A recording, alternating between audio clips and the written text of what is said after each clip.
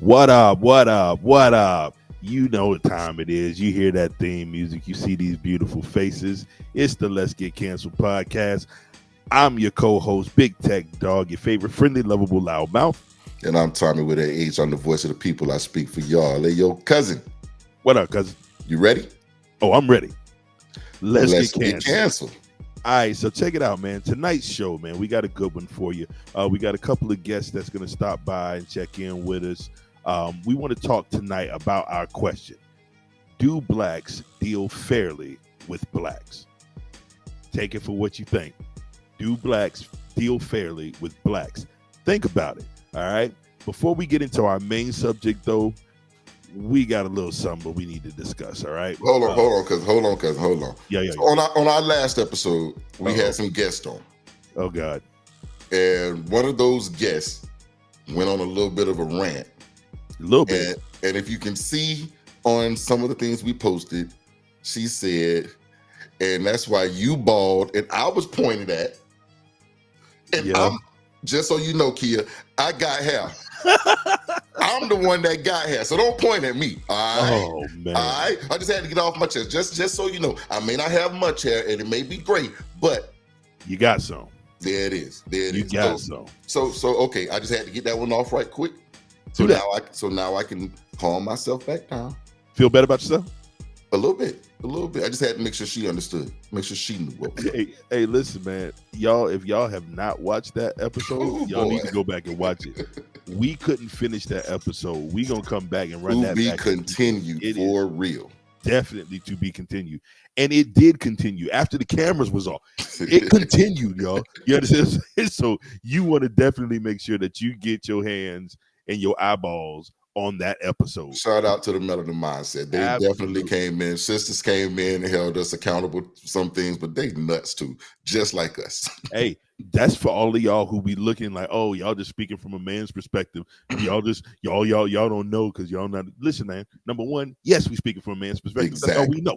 And number two, when we need to get a female perspective, we know who we can call. We got plenty of females in our lives who will help us out. We even got like our sisters over at the Melanin Mindset who got their own platform, and they will come over and check us, as you clearly can see in that episode, and call us bald and lie on us to tell them and tell us that they I wonder if she was talking to you.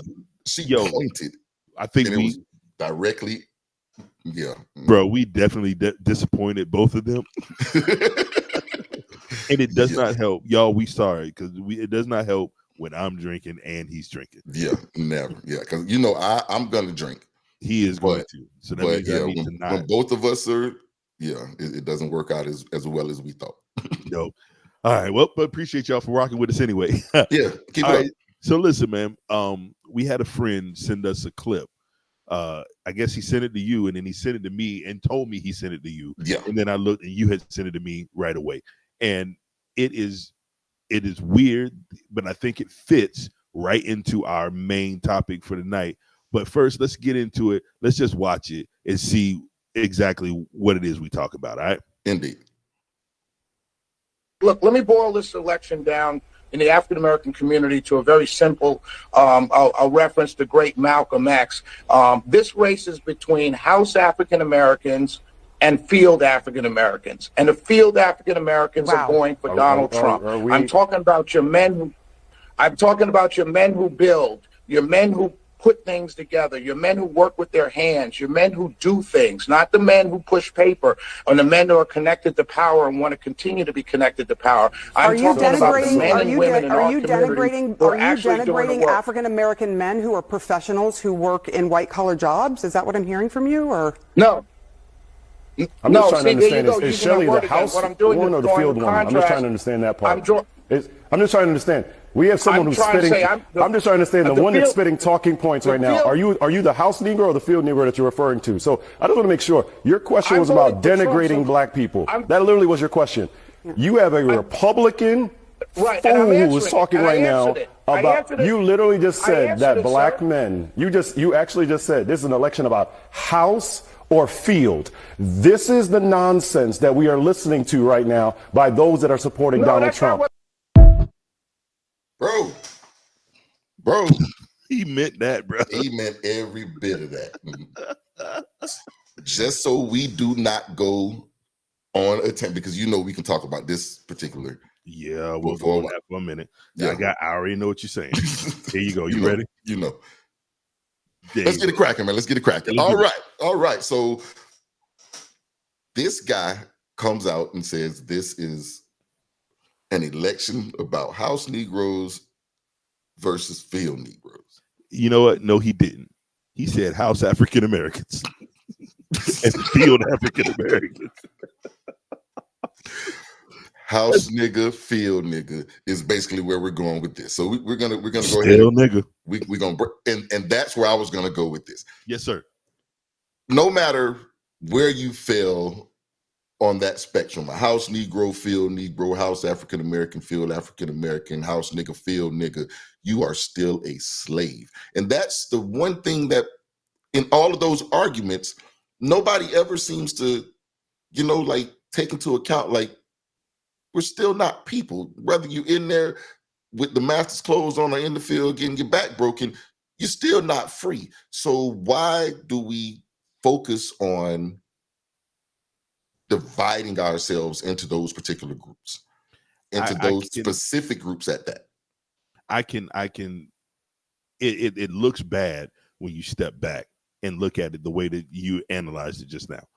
I can see how we end up there, though, because we've been culturally conditioned to hold on to what I have. It's mine. It's what is mine. I worked hard for this. It belongs to me. And to the detriment of anybody else, when we thought that's what white people was doing. White people was saying, this is all mine. Why should I help these niggas? Well, what niggas misunderstood was the white people help white people. The Hispanic people help Hispanic people. But see, they were just keeping it from you. But what we did, we took that same mentality of I worked hard, this belongs to me, and we excluded us from what I got. So what I got is mine. If you need something, then you need to go out and work for it yourself. Okay. Valid point. But how can I see somebody who looks like me and enjoy the fact that they can't have what I have? Knowing that we in the same system, we fighting the same prejudices, we fighting the same opponents, but I just happen to be a little bit further along than you are, so you got to deal with all the that's where your house niggas and field niggas come in. The house nigga got master clothes on, like you said. The house nigga is inside the house. He eating the same food as master after he done got his. He gets the leftovers.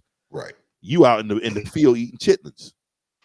And instead of coming together and trying to figure out how that good stuff that I have in the house, even though it is left over from him, and the stuff that you have made do with outside, how do we bring it all together and make something that's going to benefit all of us, as opposed to keeping it separate? And I understand the way that they have the Willie Lynch logic saying, keep the house from the field, keep the light from the dark, keep the old from the young. I understand that, but all of us should at this point understand that. And we are still using those same logics 400 years later. And we have not tried to progress ourselves to a point where that sort of thing is not weighing on us as heavily as it once did. Because now, even if we don't agree politically, we should still want everyone to move forward together. Like, we are not a monolith. We are not going to all think in one brain. But with all of these different brains, we should be able to come up with a plan that's going to progress all of us forward. And we are still stuck arguing with one another. Now, I have some friends that are hardcore Donald Trump supporters. They refuse to come on the pod. You got friends who are Trumpers? I have friends that are Trumpers. I have Hispanic friends that are Trumpers. I have Black friends that are Trumpers. I have some white friends that are Trumpers. And I speak to them regularly because they are my friends. When we get into the political debates, oh my goodness, they and I have wars of words. However, we are all stuck in kind of the same position because none of us are billionaire, millionaire people. And then I know some folks who are pretty well off that refuse to follow Donald Trump. So again, this house nigga, field nigga situation that we come into, most of us are stuck. You know what I'm saying? You are in the field. Listen, bro, you are much better than me. I don't have. Look, if to me, Trump is a bigot and a racist, and if you support a bigot and a racist, you may not be a bigot or a racist, but guess what? Bigotry and racism are not deal breakers for you, so we got a problem. So, regardless of what it is, when we stop at this point looking at each other as opponents and look at each other as family, I think we'll do a whole lot better. And what's disheartening to me is to see two black men on national TV arguing the tenets of house niggas and field niggas. Right. What is more embarrassing as a people than that? Than seeing two slaves argue about who's the better slave. Right. That is embarrassing. And that goes again into our question for the night of do we deal with one another fairly? Because I have to deal with my brothers fairly, regardless of how our opinions may differ. I still have to deal with you fairly so that you have an opportunity. And that a lot of times we don't find within our community. We're not ready to help the next man take that next step simply because he's different or he has a different thinking than I do. And I just do not agree with that. But like I said, we could go on and on and on about this. Our 5 minutes is up. Listen, you made a good point, and I think it leads to what we're getting ready to talk about. Mm-hmm. It's, do we deal with each other fairly? And when you're in a situation that, are you going to argue with your brother or your sister in public, or do you just move on? And the situation that we get ready to talk about deals with Florida A&M University. Florida A&M University, Florida Agricultural and Mechanical University. They are a mainstay in our family. Indeed.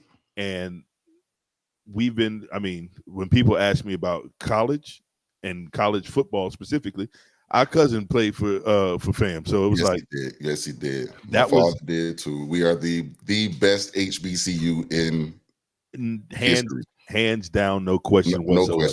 No questions. But they had a little bit of a debacle, and we touched on this before, right? We did. And when I say a little bit of debacle, I mean a whole lot of debacles. We're going to talk about one. Yeah. Now. There, we actually brought someone on to discuss. We did a plethora of things that went wrong, and she's coming back soon. She'll be back. She will be back. FANG Exchange. Y'all need to go look for the FANG Exchange. Get in, help the NIL collective over there at FAMU. So definitely do that. So we're gonna bring her back in to talk about a little bit about that FANG Exchange. But on this particular episode, we're gonna speak on the issue of the voice of Bragg Memorial Stadium, Ken Riley Field. Our homie, our big homie. You know, Sterl, like I say, there's some stories about his time on the Hill that will not be discussed on here because statutes and limitations vary. Man. But well, listen, wait. Before you go on, let's make sure that everybody, if maybe they're not familiar with the situation, give them some backstory. The issue is for the last, I believe, 6 years, there's been one announcer there at for Florida A&M'S football games, specifically. Other stuff too, but specifically that's what we're talking about. So when you say the voice of Bragg, right, everybody in Tallahassee knows who the voice of Bragg is. Now, we're not talking about the voice of Florida A&M.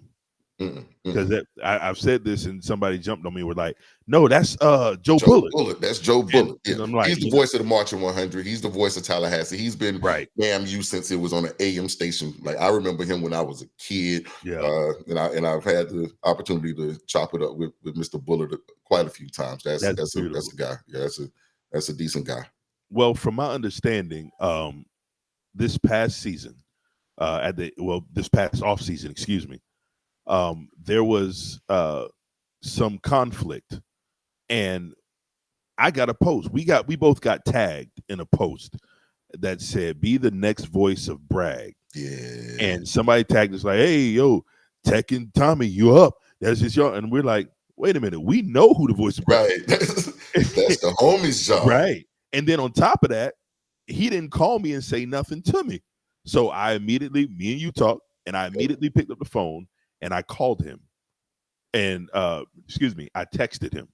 And I said, "Hey, is there something you want to tell me, bro? Like, what's this?" And I sent him a screenshot. He said, "Bro, I found out like everybody else did." I said, "There's no way." I said, "I found out on Facebook." He said, "You and me both." Wow. You have got to be kidding me. Bad business. So, and what I want to do, just so I don't mess anything up, I want to make sure that we're clear. So what we did was we reached out to the real voice of Bragg. Yeah. And we asked him if he would be kind enough to grace us with his presence. And you know what? He said yes. And now it's time for y'all to take up with the man himself. Now, he is in transit, so he's working with us as far as trying to get in here and get this interview. All right, ladies and gentlemen, boys and girls, children of all ages, let us introduce the real voice of Bragg, Mr. Sterling Stevenson. Big homie, what up, man? Hey, fam, how y'all doing? We doing good, man. We doing good. I'm gonna just jump right into it. The situation, you were the voice at FAMU for a few years. And then all of a sudden we see a post up saying, "Hey, if you want to be," and I'm like, there's no way I want to be because you've already got someone there. So what happened? So I immediately hit Cuz. It was like, "Yo, what's going on?" Because we know homie. And he was like, "Get just a second." And then he sent you a text message. So you guys had a correspondence there. So what were your thoughts and how did this all come about? You know, to answer the first part of your question, when did I find out? I found out on social media with everyone else, completely blindsided, unprovoked, no knowledge. And I followed even the instructions to, quote, audition for a position I already held. Right. Did what she did. And everyone knows there was actually no audition. If you look at even what B-Dot did in line of his announcement, the telltale sign was there. He wasn't supposed to let it go. But if you listen to the words closely, it was, "This is something I've been holding for a long time," indicating this was already in the works before. And she was very strategic in announcing him the day before the first home game. So there was no audition. There was no review of what it was. I can deal with moving in another direction, but there's an element of decorum and professionalism that just was not at all followed. And for that, I have absolutely no respect for her as a professional, as an individual, or even a person. So, happy trails. Bye. See you. Mahalo at you. Right. Now, was there something between a conversation that was had between you and the AD at some point that facilitated this? Was there some bad blood beforehand, or is this something that just happened? What precipitated was so infinitesimally and immeasurably small. What happened was she expected me to take a pay cut from doing the spring game. You know as well as I do in business, what is agreed upon has already been budgeted and allocated. Well, she wanted me to take a 33% pay cut for doing what I had been doing and underpaid for doing that. Additionally, I was not compensated in full. It was 66% of my money that was kept from the Florida Classic. So you cut my money involuntarily, unbeknownst to me. Then you expect me to do you a favor. No, once I do that favor, then that's my new rate, and I can't compromise anymore because of the love that I have. Look, all things FAMU all day, every day. Orange, green. I rep all day, every day because it's part of who and what I am.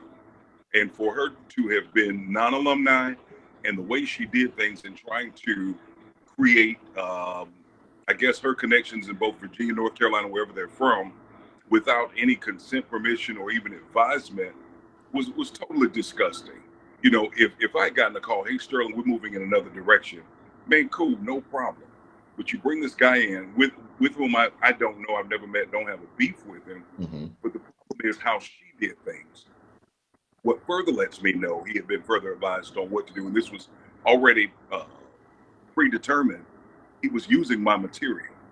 So you're not going to pop up the first game saying move those chains unless you've been preemptively notified as to what was going to happen. She did all those things in a very, very underhanded, undermined way. And if it had not been for Alma, it wouldn't hurt so much. It's just the way she handled it. Wow. So I understand, number one, that if I'm understanding correctly, you found out with the rest of us on social media. And not only that, the precipitating factor was for this debacle was the fact that you were unwilling to take less money than what was agreed upon to do the same job that you've always been doing. That was the inside excuse, the only reason I can come up with, other than her wanting to bring her homeboy in and look out for him. Right. And I think this is one of those situations where we end up turning each other on each other because you just put two talented black men head to head for a reason that's it escapes me and everybody else who watched. I will say this much. You ended up, I know social media went nuts. Like it went crazy. By the time I spoke to you, I went back to look, and I mean, people were in the comments going nuts. Like, why do we need a new voice? We already have a voice. And there were a whole lot of negative comments aimed directly at her. it was bad. She actually made the social media person cut off all comments where you could even comment.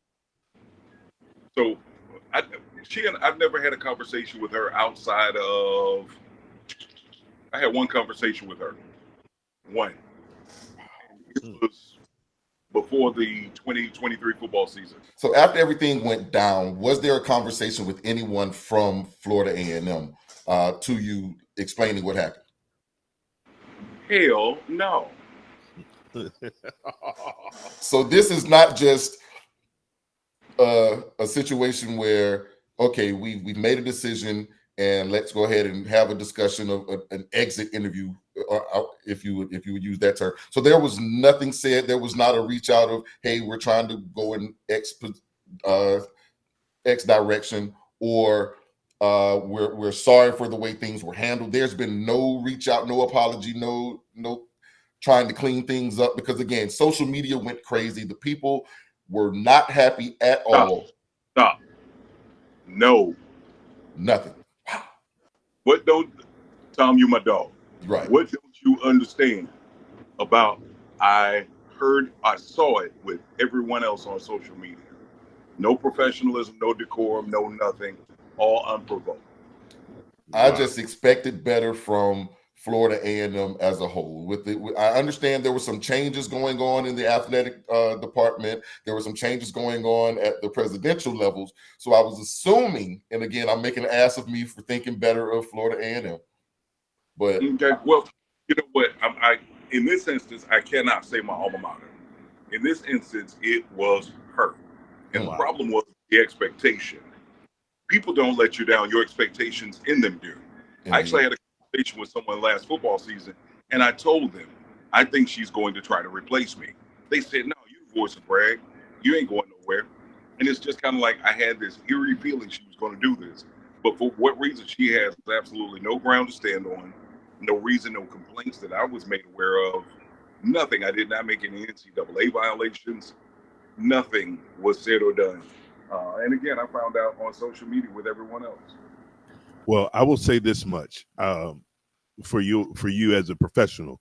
I think I've mentioned it before on this platform. I work with Sterling doing voice work in other capacities, not at FAMU, but in other capacities. So I know, number one, you're a very sought after voice. And number two, I want to go ahead and apologize, because I understand that me being good at my job that you trained me at may have caused you some problems. Believe it or not, man, it's no one's fault. Right. It's not mine. It's not Florida A&M. It is Tiffany Doe Sykes' fault. It is she and she alone.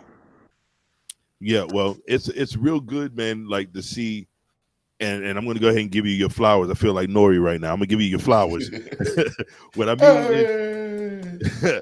I mean is it's very rare, and we're going to talk about this later on this evening.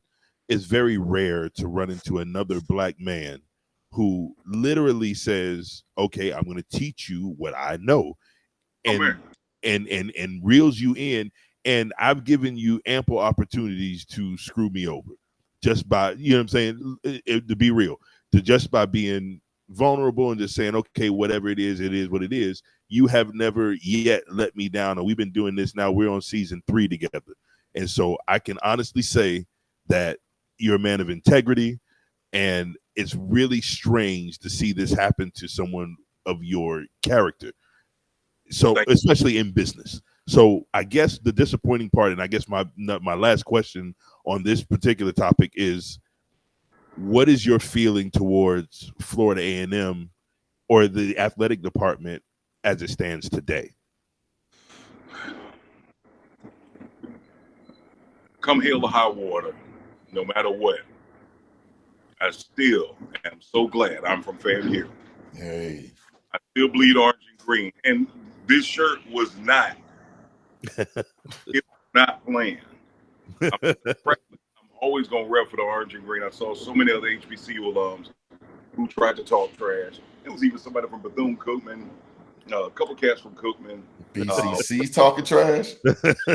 Come on, man. One from Howard. And the thing is, the only thing I have to say is, you didn't make the admissions requirements. So you ended up. The truth of it is, I have absolutely no ill will, no bad taste in my mouth for the institution of Florida A&M University, because it poured so much into me, educationally, socially, and even spiritually. It is with Tiffany Dawn Sykes I have the problem. It is for whom I have absolutely no respect. I never expect or want, have any desire to see her. No communication. Don't give me an I'm sorry. Don't give me a reason. You did what you did, and that's what it is. So you live with that. Yeah, because that's done now. Like that, there was an opportunity for professionalism, and that has passed. Now, once I saw Tiffany Dawn Sykes was removed from the school, I had a thought to myself, well, maybe Sterl can come back. Would there be a door open at any point? They have someone there now, but again, the fans want what they want. Would there be, if there were an opportunity available, would you go back? I haven't heard from FAMU in any capacity officially. I've spoken to several alumni, several people of influence regarding if I would come back. And my reply has been, I've heard from no one in a professional capacity or an official capacity. Wow. Yeah, that's disheartening. And again, I love FAMU. I love FAMU. I'm a local kid, grew up right down the road. I could hear the 100 practicing at 4 o'clock in the morning from my window. So again, this is something that's near and dear to my heart. And once one of us, and again, I'm thinking my peer circle, my friend group, the homie, like once we're in a position there, I'm thinking FAMU is finally doing something correct. And the way that business was handled with us, it really hurts that it happened that way. Tom, the thing of it is, we won't do to others. When I say others, I mean skin tones. Mm-hmm. We won't do to them what we do to each other. Wow. You understand what I'm saying? Yeah, I completely understand. And that's our topic here for tonight is, do we deal fairly with one another? And that's something that you touched on there. So hold on, let me say this real quick. Let me look around. You can hear what I'm about to say. This is Get Canceled, right? Yes, sir. Yes. We deal with nigga shit with each other that we don't do with other. And don't think just because you're my boy, don't think just because you know who I am, or just in this instance because I'm an alumni, don't think that you can walk over, treat me any kind of way, and do like you did, and it not come back to you. Because, Alvin, I'm going to tell you the truth. Several people have reached out to me and said, you've been quiet on social media. Mm-hmm. You have word. And this is actually the first interview I've done, and I've received interview requests from so many people. Wow. Y'all my folks. I'm definitely going to holler at y'all. Let me keep it raw, butt naked, blood real. Right. But the truth of it is, what she did and how bad she made the university look, it is not a reflection on me. It gave me an opportunity to be a true professional and say, hey, keep it pushing. That's what it is. I'm always going to maintain professionalism. I'm not going to give you a chance to say that I was a nigga, because I'm not going to be helping. And seeing the professionalism that came about after the situation, and you not putting anything on social media, you not saying anything publicly. Now, I know there have been some people who have spoken with you, who have gotten the real out of you, but as far as the public goes, you are still that guy, and you maintained your credibility through this all. And that, again, is something that I completely applaud, because I know my nigga. Yeah. I know my nigga. So it was like I was definitely proud of you for the way that you handled the situation. Now, as far as a whole, and again, I'm gonna try to pivot this just a little bit away from Tiffany Dawn. Now, as far as everyone else in the organization, was there ever a time that you felt there was something awry in your situation with dealing with FAMU before this particular situation? Was there ever anything that came up before with administration or alumni or anything like that that kind of gave you something could be coming down the pipe? No. That is crazy. Ever. Not once. Okay. So the former president, Dr. Robinson, and his wife, and I would always receive compliments. His wife is a very soft-spoken person, but she would always find me to comment on something that I said during the game that, gave her a laugh. And I always look forward to that moment, because I knew she was going to find me.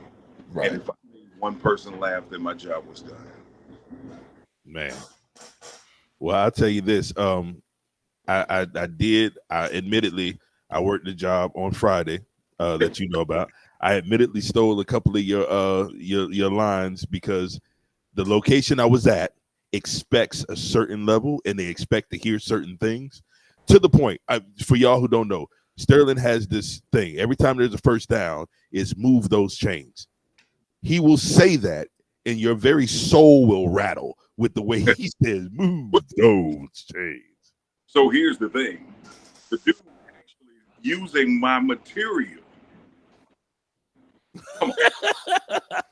But I heard him give his acceptance speech. I'm gonna say it as that. When he accepted the position, came on, and the way that he spoke, it did not feel like us. Again, when I'm speaking of us, I'm speaking of Rattlers. It did not feel like one of us. He did not have the soul of what FAMU is. I'm not sure if he's familiar with what we do.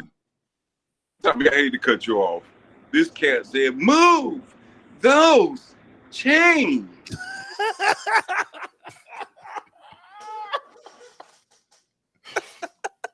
Bro. Wait. Bro. Wait. Excuse me, Sterling. Could you one more time? How do you say that? Move those chains. And we're gonna go ahead and clip that right there. I'm gonna see you that clip. I'm gonna see you that. Bro, will you be at homecoming? Say it again. Will you be at homecoming? I'm actually coming up to host a jazz show, but I'm not going to the game. So I would love to come see some of my classmates and friends, but the truth of it is, I'm just not ready for the questions. I'm not ready for the comparisons. Sterling, why you not in the booth? He got it. Y'all good? We straight. Well, I'm going to be there, and I'm going to get into that game, and I'm going to boo that young man loudly and proudly. You know what, Tom? I'll say this to you. I know you say that jokingly, but I'll say this to you and anyone else. Don't create any other elements of dissension as an individual, or even for an individual, myself, that will make Florida A&M have any element of dissension or perception of dissension that someone can perceive to say this is the weak link in their chain, because we're part of a great lineage and a great heritage. Anyone who is associated with FAMU, my love for FAMU goes way behind any job or position, or even the way she did me. And it's hard to say it, but the truth of it is, I'm so glad I'm from FAMU. Amen, bro. Yeah, man. He's a class act here. He's a class act. So we're gonna clean up this FAMU stuff, man. Because I'm gonna speak on my bro. And when he came to FAMU, he came to Tallahassee as a youngin, and tried his best to stay out of trouble in Tallahassee. Yeah. And you were living over there off of where were you living? You were living off of Jackson Bluff, right? Yeah. That was the first apartment. Me and my brother lived together from 95 to 98. And I moved into the Willows over off Jackson Bluff. Yes, you did. Yes, you did. Yeah. And I saw this young man when I was working at the Dillards, and me and this young man had some amazing run-ins, some amazing times there. Like I already told him we will not be telling those stories on here. That's gonna be for the after party. We're gonna definitely move that to the after party. But your experience in Tallahassee, not just FAMU, but your experience in Tallahassee, how did you feel about being in that city, coming from a major city, coming to what I call a village in Tallahassee, because we are not quite a city, we are not quite a town, we're a little village, and we're pretty close. And being in that FAMU family, how was your time in Tallahassee? With that African proverb that says it takes a village, and I'm glad you used that word. When you said the word village, it takes a village to raise a man. I came there as a 21-year-old kid, thought I knew everything, but the truth is, I didn't know my elbows from my tail hole.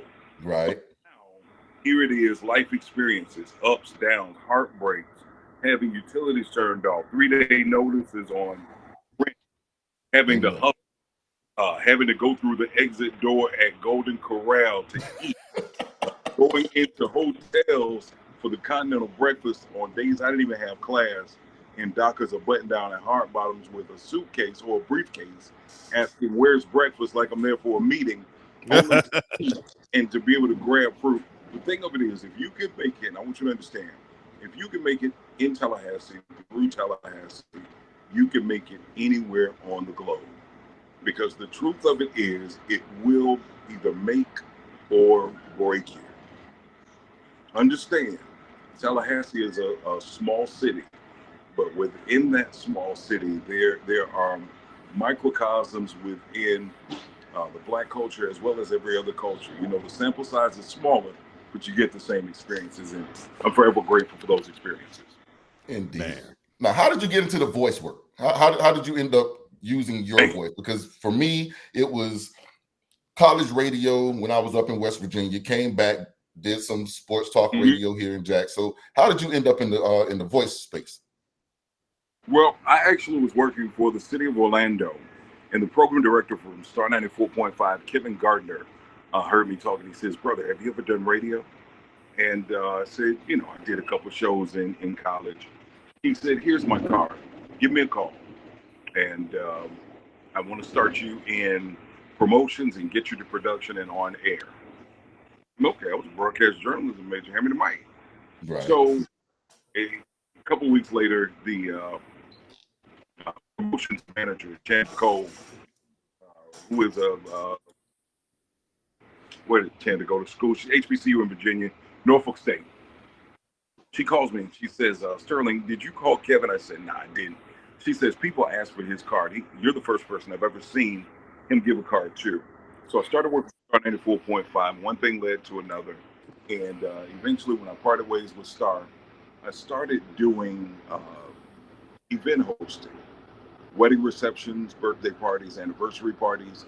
And that spawned into doing public address for various high schools. It moved up to NCAA, the National Basketball Association, and the NFL. So I've had some great opportunities, met some wonderful people that I thought I'd never make an acquaintance with. So it's been rewarding, to say the least. Awesome, that's awesome. Tech, you got anything before I keep going? Because I will couple this shit. No, listen, I want to talk more about where he sees himself going post FAMU. I know you have a lot of opportunities on the table, and you and I have spoken about a couple of those things that are kind of floating around in the air. And again, when I tell y'all solid dude, he calls me and says, "Hey, this is what we got. We got this getting ready to pop off."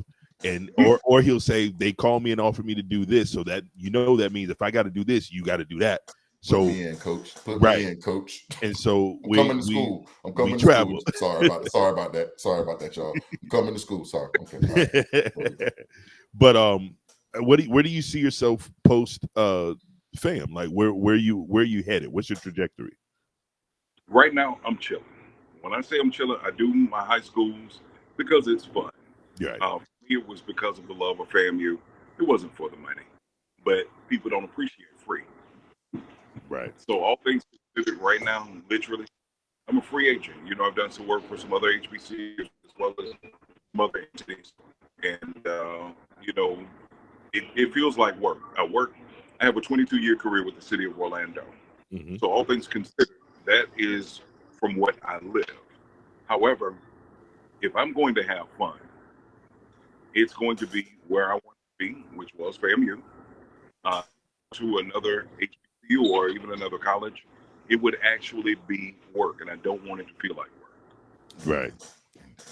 That's understandable. So right now, you're just kind of weighing your options. By no means do I know, because I do understand one more thing, that you have yourself, you and my boy Paul, y'all have a podcast. Is that right? Yes. We are doing, the name of our podcast is the Ballhead Barbershop. And it is ball-headed barbershop. Of course, I have no need for a barbershop. Right. But the premise of the Ballhead Barbershop, what men really talk about, and we help you get those thoughts off your mind. That is wonderful. We will definitely be continuing to promote because again, it's all love over here. Now, one thing for me, I don't know what Ted's got to say. One thing for me is what I will not accept from you, bro. Is for you to go over there. If those wildcats, those little house kittens, decide they want to give you a bag, you can't do it. I will not have that from you. There are not enough zeros on Skid Row. That's a rattler through and through right there. That's a rattler through and through. That could persuade me to do voice for Bethune-Cookman University. Love my Wildcats. Love my HBCU. At least you call them university. They still BCC to me. They cannot be BCU at. I just can't do it. I just can't. They have been BCC my whole life. They mama call them BCC. I'm gonna call them BCC. And the thing of it is, wait a minute. I don't have to be politically correct. Not at all. I have a lot of respect for Bethune because they have one of the best GED programs in all of America. So all things we applaud them for what they do for their whatever we gonna call them. But right, bro, like I say, man, it broke my heart to see you go, but I definitely loved when you were there. Like when those home games, when you were there, me being able to look up in there and be like, that's my guy. That's my guy right there. And it felt good. It felt like home. It felt like one of us representing us. And that's one thing that I haven't been back yet, but again, I will be back soon. And I just know it's not going to feel the same for me. And I know it's like that for a lot of others. I've had family members and friends that have been to games this season, and they're just like, it's just not the same vibe. And that's one thing that I'm not going to be able to get over yet. You know what, man? I don't care if Elmer Fudd is announcing. I just want them boys to do well and represent and make everybody know their name and never forget anything can bite, but only a rattler can strike. Amen, bro. Man. Hey, listen, I want to say thank you, bro. Thank you for taking your time, man, and coming in here with us. Like, real family over here. We love you, man. We got your back anytime, and I will see you at work coming up soon because basketball season's about to jump off. Hey, man, love y'all boys for life, man. Y'all be easy. Yes, sir. Love you, man. Y'all be good. All right. I appreciate you, brother. Yeah. Thank you. Man, that's that dude, man. Put me in, coach. I'm coming to work. Tech. I'm telling you, I'm coming to work. I'm coming to work. Most definitely, man. Hey, listen, man. Sterling, I'm gonna tell you a quick story, and then we'll move on. But the way I got into doing the voice work was I was talking about I wanted to do some stuff. Sterling, out of the blue, he had posted something on social media one day, and I hit him up, and we had made plans to do something, and that was it. Well, I kept talking about what I wanted to do, and his friend, cousin, former roommate from Tallahassee too, Isaac, told me, was like, hey, listen, you better hit up Sterling. Right then, I look at social media. He got a post that says, I need some help with anybody interested in doing voice work or public address. I say, okay. I hit him up. I said, interested. 2 minutes later, my phone rang. He said, say you serious? I'm like, yeah, I'm serious. He goes, all right, bet. I was at his house maybe within the week training. And this man has put me on every platform. When he has to go do something, he's always asking me, hey, you want to roll with me to kind of see? And this is at different levels. So I've been in stadiums with him, and I've been on the sideline of little community gyms with him. And he has never, from the time I started, I think he says we agreed on a number per game. I don't remember. I don't remember if we ever talked about money. He might have said what the pay was or whatever. It didn't matter to me. I trusted him. Right. And he's never ever let me down. So I've gone through all of these steps, and now I go to fly so much. And when I said the little comment about him possibly getting in trouble, that's why he's laughing, because like there were people this past weekend, people thinking that I was him. Now I don't ever want to be like another man. I'm not. I like me. The only other man I ever wanted to be like was my daddy. You know what I'm saying? So exactly. But when people are expecting a certain level, and then you give them that so much so that they can't tell the difference, that was a proud moment for me. And so and then that is something that, again, I applaud you for stepping in and taking the reins on that, because bruh, this is we're gonna continue. So that's gonna be the thing. But like you say, he's a solid individual. Like absolutely. The situations I'm speaking of, when I say statutes of limitations and that sort of thing, like, bruh, like there were some serious situations going on back in the day that me and this young man had our hands in. And he's a solid individual, and I wouldn't put, we're not gonna put that out there, but we're just gonna understand that what FAMU did broke my heart a little bit. It took a little chunk out of me, because I know who he is and I know what FAMU means to him. Right. And for them to, and I was just hoping he would give me a different answer of, oh yeah, they reached out to me after the fact and they were like, yeah, this is what happened. But for there to be no communication even after the fact, as of right now, he's not spoken to anybody in any level of authority from the university, in from that Florida A&M University, even if it's just to say, hey, listen, we ain't like this or didn't like that, or hey, we see the uproar and all this other stuff. We no apology, no nothing. You ain't got to hire the man back, but do things right. Now that Tiffany Dawn's gone, let's talk. Or it was her decision. Even if it was simply her decision to do that, and we there was nothing we could do. But for there to be no communication between, it's ridiculous, your alum and your school, like that. And that's the thing. That's the thing that bothers me. And I think this is going to lead into our main topic tonight.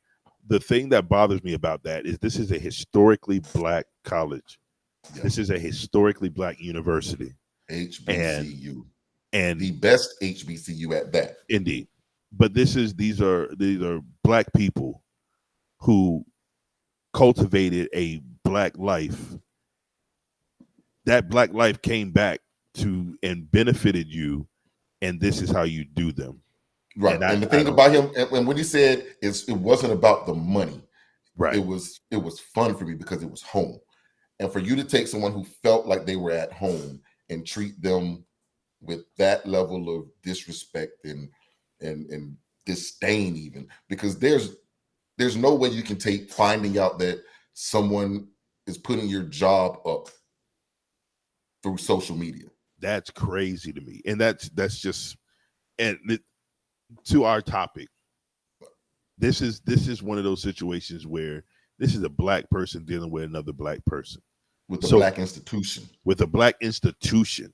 So the question for today, and I want to be clear, all right, do Blacks deal with Blacks fairly? What's your answer? And first, I'll let you answer the question. I'm going to say in this instance, it's clear to everyone that That wasn't fair. Right. That wasn't a fair way to deal with this situation. Right. If you're gonna put someone's job up, at least advise them so they'll know, hey, don't come to work Monday. That's one thing that we all get mad about when we get fired. I've been fired a few times. Have you been fired before? Yeah, I'm not talking to you directly because I don't see. I ain't even know what you was gonna answer. Well, I'm there. I might as well. Right, but I've been fired, and Right. my whole problem with being fired was, why do you make me come into this job to fire me instead of just calling me at home and telling me not to come to work? I could save my gas money if y'all just call me at home and tell me, hey, bring your badge in when you got some time, but don't make me come to your job so you can sit me in front of you and tell me you're fired. Listen, I'd much rather that. What they say, this could have been an email. We did not have a meeting for this. This could have been an email. You could have texted me that in the middle of the night, and I roll over when my alarm goes off. Like, oh, lost that one, and I can get some more sleep. I can go back to sleep, as opposed to me showing up at your job all dressed up and showered and ready to do my work, and then you're like, hey, after 2 hours of work, and hey, come in here. Don't let me work for you for a couple hours and then bring me into your office. Bro, I don't care why you're firing me. It doesn't matter. We just want to talk to you and tell you what happened. I don't care. I can't work here anymore. That's the only thing that matters. I can't work here anymore. So leave me alone. Let me go. But, hey, you all right? You okay? You see it. Nigga, you had a flashback, didn't you? A couple of them. A couple. So I went back to 16 years old at dang on Burger King. That's what I went back to. Nigga, tell me Burger King was not your first job. First job. Ask me what my first job was. What was your first job, cousin? Burger King, nigga. See. You remember Altamont, that Wendy's? Up the street from that Wendy's, it was the Burger King. That was my first job, right there. Did you quit Burger King to go to Wendy's? No, I quit. You got fired too? I think I might have. I definitely did. I'm pretty sure I did. I'm not sure. But either way, listen. Now, we're looking at a university who has a son of that university come back. And I think this is indicative of a problem overall that we run into. We both have operated businesses and operate our own entities. And we also both have helped our fathers operate their entities, right? What, in your opinion, in your experience rather, have you had majority positive or majority negative interactions with Black customers? Let's leave it at, we'll get into the working with each other later, but Black customers, what has been your experience? I don't want to say negative or positive, it's too broad. What has been your experience as an example with Black customers? I'm going to say this. The overwhelming majority have been positive interactions with people of color. The majority. I'm not talking about people of color. I want Black people specifically. Black people. Black people, the majority of the interactions have been positive, dealing with, again, going back to my father's entities, dealing with kids and their parents and that sort of thing. Having that understanding of what he was and what I was in that organization, we've had a lot of positive interactions. Like I'm going to give you an example. My father ran a basketball league for 25, 30 years. Yeah. We had all Black people because most of them were church. It was a church league. So we dealt with churches. I'm going to say out of the 15 or so teams that would show up, there would be 2 or 3 that would come in without their funds fully in hand. So I'm going to say, as this business went along, because we needed money up front so that we could pay the referees and get things done, there would be, and again, this is over a 30-year span, maybe each year you'd have 1 or 2 of those teams come in and was like, hey, we don't have our jerseys yet, or we don't have our full entry fee, that sort of thing. But again, of those other 15, 16 teams, 14 or so would come in and everything would be run perfectly. When my father, he would tell me the stories of back when we were kids, he had a choir of 250 kids at one point. And we would go on tour during the summers. Of those 250 kids, maybe 10, 15 of them would show up and their family didn't have the full funding to provide what they needed for the trip. But again, you're dealing with 200 some odd kids. So that percentage is fairly low. Me dealing with what I was doing in with the not just noise thing and all that stuff there, trying to get people to do what I needed them to do. For the most part, things would go well. But again, you have those outliers.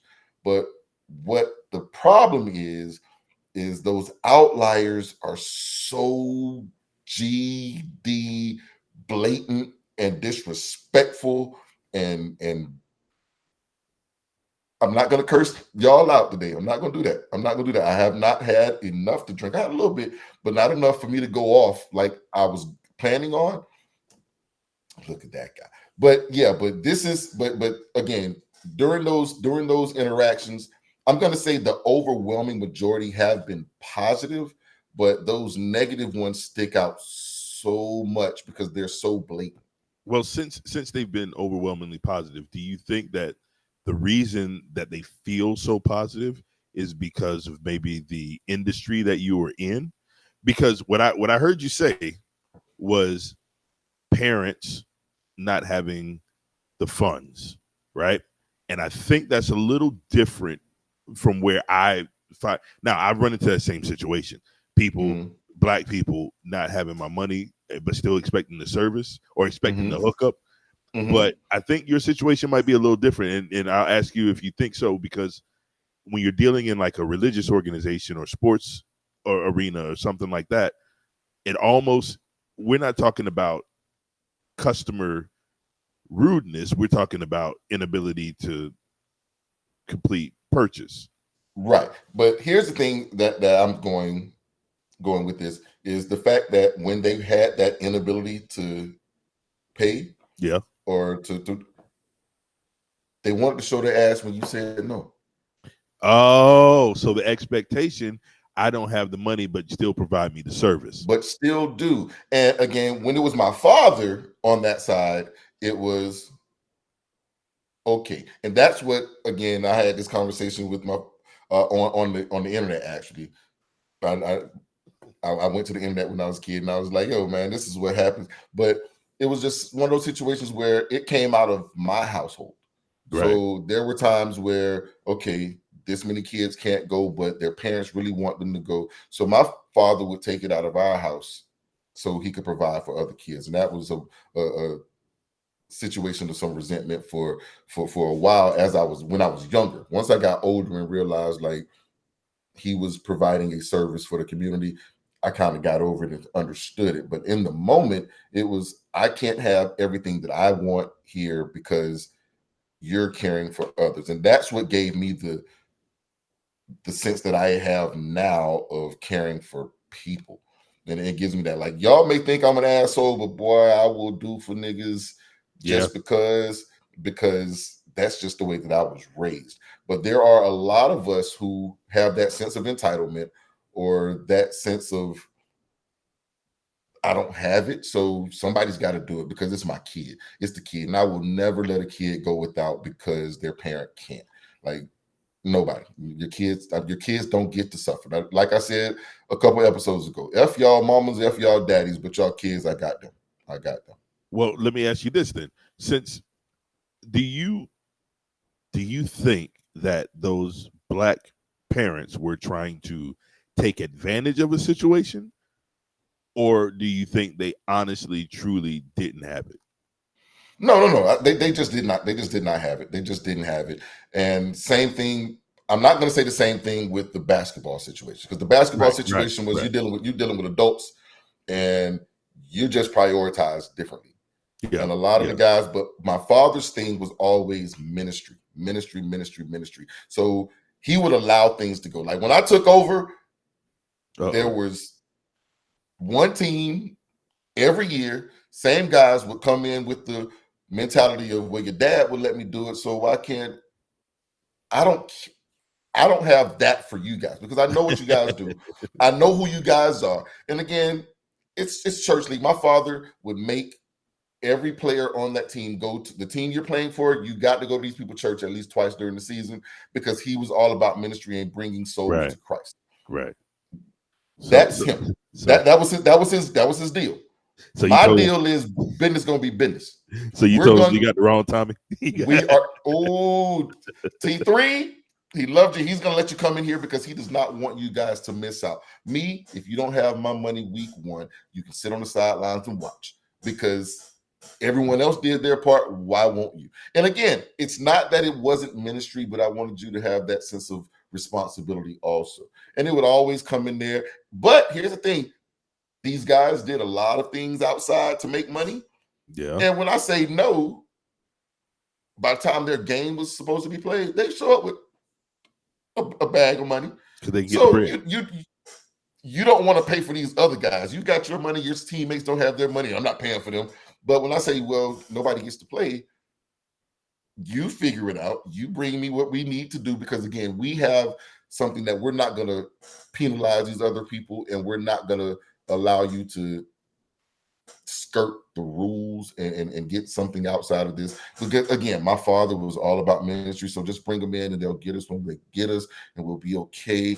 No sir, because business has to be business. And again, dealing with Black folks and business, if you don't stand on that business, they will take advantage. So let me tell you like this. So I had a music school where we did lessons for kids in drums, piano, and stringed instruments, guitar, violin, cello, stuff like that, right? Also brass instruments, trumpet, French horn, stuff like that. Anyway, I went through, and at one point I had, on the books, I had 60 some odd students. Now, for an independent, non-accredited, like just music lessons type of thing, that is an amazing amount of kids. And we were doing groups, we were doing online, we were doing in person. 98.8% of all of my students were Black, of some degree, like some sort of Black. That sounds bad. We like either I had Black, Jamaican, Haitian, like everybody was Black. Right? The police would call them niggas. Yes. Okay, everybody, yeah. So the reason I no longer operate that school is because I found out parents are fickle. And when you're dealing, and all I can speak to is the two white kids I had. They were always paid on time, if not early. All the Black people were expecting. Now, I did purchase this school from someone else, so they were in that someone else. She is a sweetheart. She is like the salt of the earth. Right. She's not a music like my father was. That's exactly where I was going. She would have been. So you come in, and then all of a sudden now, well, I'll get you next month, and before you know it, you're 2-3 months in the hole, and then it's like, oh man, and then they want to quit. So now, like, okay, well, what am I going to do? And now we're short. Right. So what happened was, I had a lot of people when I started saying, well, no, you have to have it. I'll give you one lesson grace period, and then after that, next week, you either have the money or I can't do any more lessons. I dropped precipitously. Like, we're talking, I got down to 12 students, and I was super nervous. And by the time it kind of got down to 4 or 5, I had to stop the bleeding. You know, right. So we closed down the school, and then at that point, I was doing the other gigs that would compensate for the building and the expenses, but that's all it would compensate for. You know what I'm saying? So and this is coming right out of COVID. You know what I'm saying? Like a year out of COVID. So all the venues are still not really doing big events. So nobody's hiring a sound man to come bring equipment and all this other stuff. They'll just put up a little jukebox or something, or hire a DJ. So I got screwed. So instead of just holding on to a building to say, hey, I got a building, you know what I'm saying? I was like, nope, let's go ahead and cut my losses, and then we'll grind it from here. But I don't think that Black people are seeing, Black customers are seeing how the way you treat or patronize a Black business is directly commensurate to how that Black business survives. And I am a living testament to that. If you're not support, and y'all will notice right here on the Let's Get Canceled podcast, how many different podcasts have you heard us promote? How many different businesses have you heard us promote? Nobody gives us money for that. These are our people. and these are other black businesses, and we both know what it's like to try to run a business. So if you're trying to run a business and things are going left, it helps to have somebody acknowledge you and to big you up. And we use their products. I'm wearing product. You know what I'm saying? He got the custom jersey behind. These are not people that we just tell y'all to look at. We patronize these people. We use these products. We support these people. You've seen the custom journey, like even with the FAMU gear. Like she's doing a COLAC, College of Love and Charity, FAMU youth campaign. Like I'm gonna post some things. I'm gonna put some pictures in here so you can see what's happening. Like these are black businesses that we want to see thrive, and they're supporting things that we actually love. If it's FAMU, I'm gonna support anything FAMU. Yep. Like we were talking before about the Fang Exchange. Exchange just started a new podcast. We're gonna have them come on here to promote their brand, promote their podcast. There's some other things that I can't speak on yet. I sent you the text message. You saw the text? Sir. Yes, We're sir. so ready for that, right? If this is not a pairing made in heaven, I don't know what is. Oh, buddy, like, you know what I'm saying? So it's like black business and the way that we deal with black people. I feel like we are going to be that standard. Like when we went through our list of black-owned beverages, and we made a point to go and find black-owned beverages every month that we could promote on here. That's something that I feel is necessary because people did not know about some of those brands, especially the people that are in our group. And there are people who are in our group who have followed this podcast who are now drinking these like they are. Oh, I went to go get me another bottle of such and such and such and such. Right. That's something special. But here's it. Now let me flip it on you, because see now from the other side, when we went through this, we went through all of these black-owned companies, and for 12 months, 12 different ones, every single one of them we tagged and promoted on thing. How many did you hear back from? I didn't hear back from heard back from none. We got a repost from one. Right. So how does that feel? Well, I'll tell you how it feels to me. What it feels like to me is, granted, we're small fish right now. Big pond, we're small fish. Don't even know if it came across their radar. You know what I'm saying? But we had a difficult time finding most of them. And I think some of that is on their end. And of course, some of that is on the distributors' end. Locations, right. So, but a lot of it, the information was misinformation online. How many times did we go, okay, we looked up, we're going to find this one, and it says it's at the corner market, and it's nowhere near you. Right. And that's, we went through and all of that. It's sold out. It's just we don't have it. Right. We don't have it. Or what is that? Or whatever it was. So, but what really bothered me was the fact that, number one, we didn't get any response or not even a thank you from these black-owned businesses, which they don't owe us anything, but it is what it is. And then also, there was one in particular that we started out trying to find, and to this day, still have not found it. Still can't find those bros. And it's we gonna get you.